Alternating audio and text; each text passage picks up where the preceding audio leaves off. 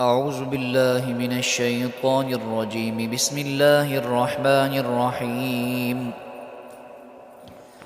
لا أقسم بيوم القيامة ولا أقسم بالنفس اللوامة.